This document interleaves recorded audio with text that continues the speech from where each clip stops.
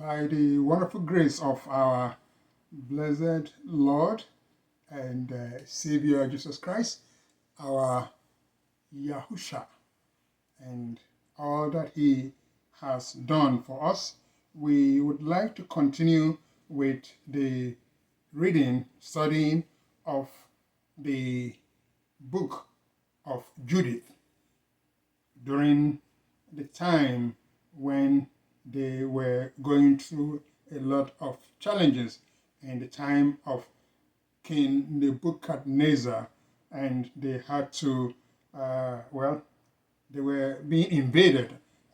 He was invading all the countries around the world, but then it turned out that when he sent out messages to all the countries to surrender, they realized that the Israel will not surrender, and they decided to, what was happening was people were sending missionaries, or should I say, people to go and represent and say, oh, ambassadors, we submit, we agree, come and rule over us and all that, but Israel did not. And so they were wondering why the people in Israel did not do that. So, and they were actually, the Israelites were also terrified. It was something that because this king was capturing every country, everywhere in the world.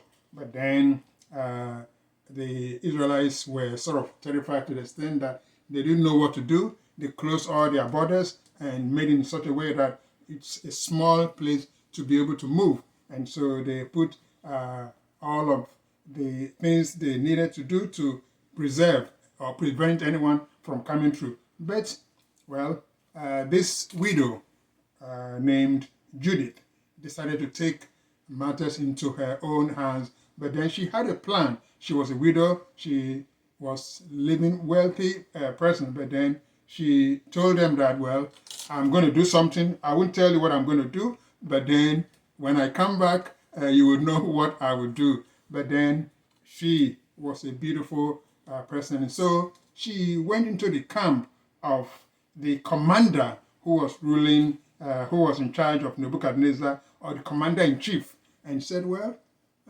coming to see you. And so she went in, and then we will continue from where we stopped. So chapter 6 of Judith says, and when the tumult of men that were about the council was seized, Holofernes, that is commander-in-chief, the chief captain of the army of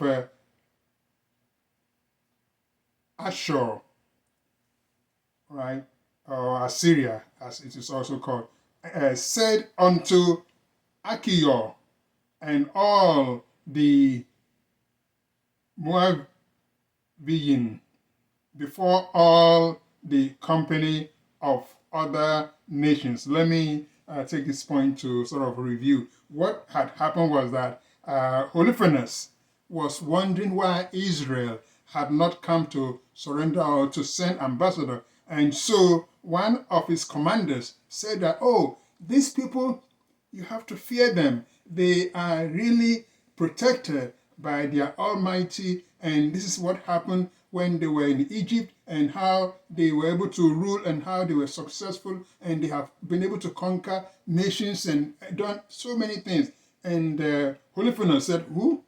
And other commanders said, what is this guy saying about Israel? Oh, we can just, they are just a small nation. We can go and just invade them and nothing. So that is what the commander was informed. And so this is the continuation of it. So again, it says, and when the tumult of men that were about the council was seized, Holofernes, the chief captain of the army of Ashur or Assyria, said unto Achior and all the Moabian before all the company of that nations, 2, and who, page 2037, and verse 2, and who are you, Achior, and the hirelings of Ephraim, that you have prophesied against us as today, and have said that we should not make war with the people of Yasharel, because their Elohim will defend them. And who is Elohim but Nebuchadnezzar? Nebuchadnezzar is called Nebuchadnezzar. 3. He will send his power and will destroy them from the face of the earth, and their Elohim shall not deliver them, but we, his servant, will destroy them as one man, for they are not able to sustain the power of our horses. For with them we will tread them underfoot, and their mountains shall be drunken with their blood, and their fields shall be filled with their dead bodies, and their footsteps shall not be able to stand before us, for they shall utterly perish, says King Nebuchadnezzar. Adonai of all the earth, which means the Lord of all the earth, right? Of all the earth. For he said, none of my words shall be in vain. 5. And you, Achio, a hireling of Ammon, which have spoken these words in the day of your iniquity, shall see my face no more from this day until I take vengeance of this nation that came out of Mizraim. 6. And then shall the sword of my army and the multitude of them that serve me pass through your sides, and you shall fall among their slain when I return. 7. Now therefore my servants shall bring you back into the hill country, and shall set you in one of the cities of the passages. 8. But and you shall not perish till you be destroyed with them. 9. And if you persuade yourselves in your mind that the Israelites actually shall be taken, let not your countenance fall. I have spoken it, and none of my words shall be in vain. 10. Then Holofernes commanded his servants that waited in his tent to take Achio and bring him to Bethulia, and deliver him into the hands of the children of Yasharel. 11. So his servants took him and brought him out of the camp into the plain, and they went from the midst of the plain into the hill country, and came unto the fountains that were under Bethulia. 12. And when the men of the city saw them, they took up their weapons and went out of the city to the top of the hill, and every man that used a sling kept them from coming up by casting of stones against them. 13. Nevertheless, having gotten privily under the hill, they bound Achior and cast him down and left him at the foot of the hill and returned to their Adonai. 14. But Yasharel descended from their city and came unto him and loosed him and brought him up to Beulah and presented him to the government of the city. 15. Which were in those days Uzziyahu, the son of Micah of the tribe of Shimon, and Chadris, the son of Gotoniel, and Camis, the son of Malkiel. 16. And they called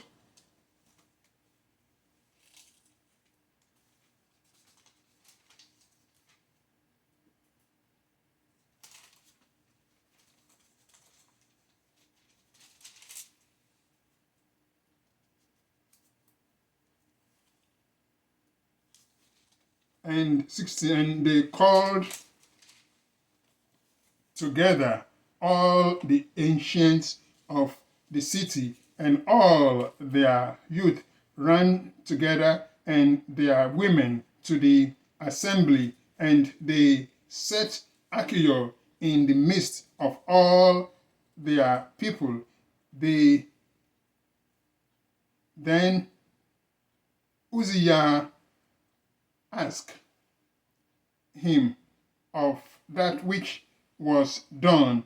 17. And he has answered and declared unto them the words of the council of Holofernes, and all the words that he had spoken in the midst of the princes of Ashur or Assyria, and whatsoever Holofernes had spoken proudly against the house of Yasharel.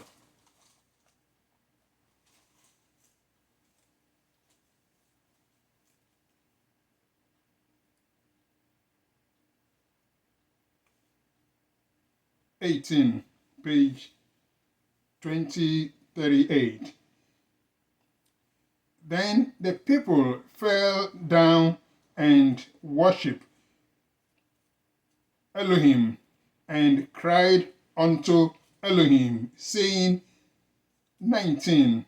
O YAHWEH, Elohim of heaven, behold their pride and pity the low estate of our nation, and look upon the face of those that are sanctified unto you this day. 20. Then they comforted Achior and praised him greatly. 21. And Uzziyahu took him out of the assembly unto his house and made a feast to the elders, and they called on the Elohim of Yasharel all that night for help. Well, we are on the book of Judith, giving us the way the Israelites were delivered when King Nebuchadnezzar was invading all the nations and doing all that he was doing, and his commander-in-chief was also taking care of things. And now the account we just read has to do with one of the elders or the leaders of the Assyrian king, who was also telling them that, look, don't invade Israel. Leave them alone because they are covered, should we say, by the Almighty, the Elohim, and that they have been successful. But when the commander heard what he was saying, they decided, okay, we'll just throw you out close to the enemy being Israel, and let them torture you and do things or kill you or something. And so now when they confronted Achio, he then explained to the Israelites that, oh, this is what happened. I told them that they should leave you alone, but they said no, and they thought they were going to take me and deliver me to the enemy so that the enemy will kill me, but here I am. And so the Israelites were very excited and pleased, and they praised the Lord, just as we have just read. They thanked the Lord for what deliverance, or should we say, the message that came from Achio, because he rather brought them good news to encourage them. Now, chapter 7 continues. The next day, Holofernes, the commander of the Assyrian king, commanded all his army and all his people which were come to take his part, that they should remove their camp against Bethulia, to take aforehand the ascents of the hill country, and to make war against the children of Yasharel, which is what? Egypt, and Israel rather. So they were all fighting, they wanted to capture Israel. 2. Then their strong men removed their camps in that day, and the army of the men of war was 170,000 footmen and 20,000 horsemen, beside the baggage and other men that were afoot, among them a very great multitude. 3. And they camped in the valley near unto Bethulia by the fountain, and they spread themselves in breadth over Dotaim, even to Belmayim, and in length from Beit Uya unto Cinnamon, which is over against Israel. 4. Now the children of Yasharel, when they saw the multitude of them, were greatly troubled, and said everyone to his neighbor, now will these men lick up the face of the earth, for neither the high mountains nor the valleys nor the hills are able to bear their weight. Then every man took up his weapons of war, and when they had kindled fire upon their towers, they remained and watched all that night. 6. But in the second day, Holofernes brought forth all the horsemen in the sight of the children of Yasharel, which is the Israelite, which were in Beit Ulia. 7. And viewed the passage up to the city, and came to the mountains of their waters, and took them, and set garrisons of men of war over them, and he himself removed toward his people. Then came unto him all the children of Esau, and all the governors of the people of Moab and the captains of the sea coast, and said, 9. Let our Adonai now hear a word, that there be not an overthrow in your army.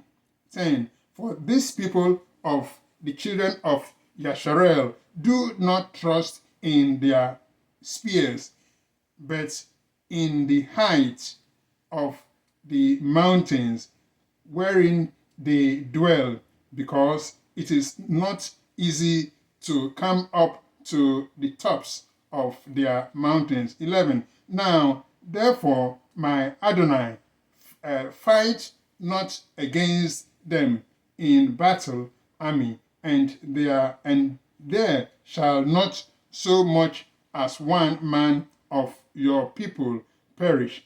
12. Remain in your camp, and keep all the men of your army, and let your servants get into their hands the mountains of water, which issues forth of the foot of the mountains. 13. So for all the inhabitants of Beit Ula have their water thens, so shall thirst kill them, and they shall give up their city, and we and our people shall go up to the tops of the mountains that are near, and will camp upon them, and to watch that none go out of the city. 14. So they and their women and their children shall be consumed with fire, and before the sword come against them, they shall be overthrown in the streets where they dwell. 15. Thus shall you render them an evil reward, because they rebelled and met not your people, met not your person peacefully or peaceably. Amen. I think we can stop it here because it's a lengthy passage. So what we have read is up to chapter 7 of Judith, and stopping at verse 15, and giving us the account of how Assyria, the king, and King Nebuchadnezzar wanted to invade the everywhere. He was successful, but then when it came to Israel, we know that he really was planning to take the control of that small country, but he was not. So, and that is how we have. But then eventually we know people were taken to different places.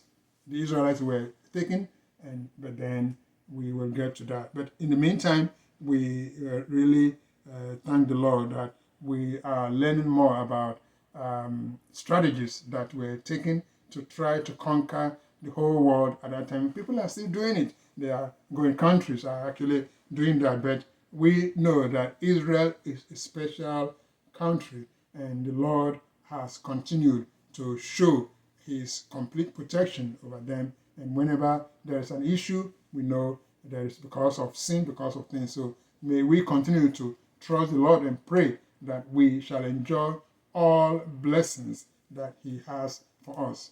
We thank the Lord for what he has granted us. Let us continue with our next lesson.